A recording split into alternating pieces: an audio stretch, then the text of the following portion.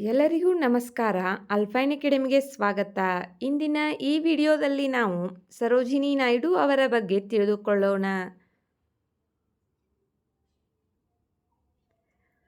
February 13, 1879ರಲ್ಲಿ ಭಾರತದ ಹೈದರಾಬಾದ್ನಲ್ಲಿ ಸರೋಜಿನಿ ನಾಯ್ಡು ಅವರು ಜನಿಸಿದರು.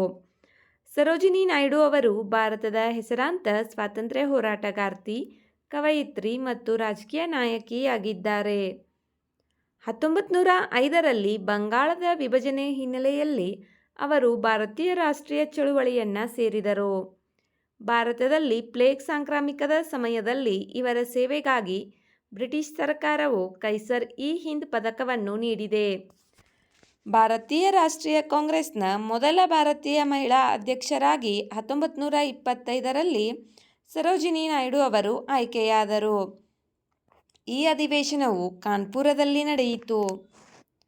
1942ರಲ್ಲಿ ಕ್ವಿಟ್ ಇಂಡಿಯಾ ಚಳುವಳಿಯ ಸಮಯದಲ್ಲಿ ಸರೋಜಿನಿ ನಾಯ್ಡು ಅವರನ್ನು ಬಂಧಿಸಲಾಯಿತು. ಇವರು 21 ತಿಂಗಳುಗಳ ಕಾಲ ಜೈಲುವಾಸದಲ್ಲಿದ್ದರು. 1947ರಲ್ಲಿ ಉತ್ತರ ಪ್ರದೇಶದ ಗವರ್ನರ್ ಆಗಿ ಸರೋಜಿನಿ ಅವರು ನೇಮಕಗೊಂಡರು.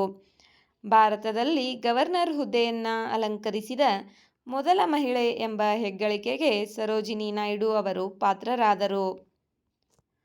ಇವರು ಮಹಿಳೆಯರ ಹಕ್ಕುಗಳ ಪ್ರಬಲ ವಕೀಲರಾಗಿದ್ದರು ಮತ್ತು ಭಾರತದಲ್ಲಿ ಮಹಿಳೆಯರನ್ನು ಸಬಲೀಕರಣಗೊಳಿಸಲು ಅವಿರತವಾಗಿ ಶ್ರಮಿಸಿದರು.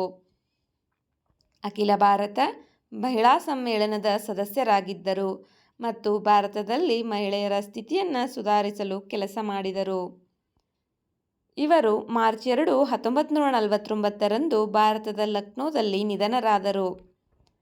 ಇವರ ಮುಖ್ಯ ಕೃತಿಗಳು: the golden threshold, the bird of time, the broken wing. ಮುಂಬರುವ ಪರೀಕ್ಷೆಗಳ ದೃಷ್ಟಿಯಿಂದ ಈ ವಿಡಿಯೋದಲ್ಲಿರುವ ಮಾಹಿತಿಯು ಉಪಯುಕ್ತವಾಗಿದೆ. ಭಾರತೀಯ ರಾಷ್ಟ್ರೀಯ ಕಾಂಗ್ರೆಸ್ನ ಮೊದಲ ಭಾರತೀಯ ಮಹಿಳಾ ಅಧ್ಯಕ್ಷೆಯಾಗಿ ಹಾಗೂ ಭಾರತದ ಮೊದಲ ಮಹಿಳಾ ಗವರ್ನರ್ ಆಗಿ ಸರೋಜಿನಿ ನಾಯ್ಡು ಅವರು ಸೇವೆ ಸಲ್ಲಿಸಿದ್ದಾರೆ. ವಿಡಿಯೋ ನೋಡಿದ್ದಕ್ಕಾಗಿ ಧನ್ಯವಾದಗಳು. ವಿಡಿಯೋದಲ್ಲಿರುವ ಮಾಹಿತಿ ಇಷ್ಟವಾದರೆ ವಿಡಿಯೋಗೆ ಒಂದು ಲೈಕ್ ಮಾಡಿ.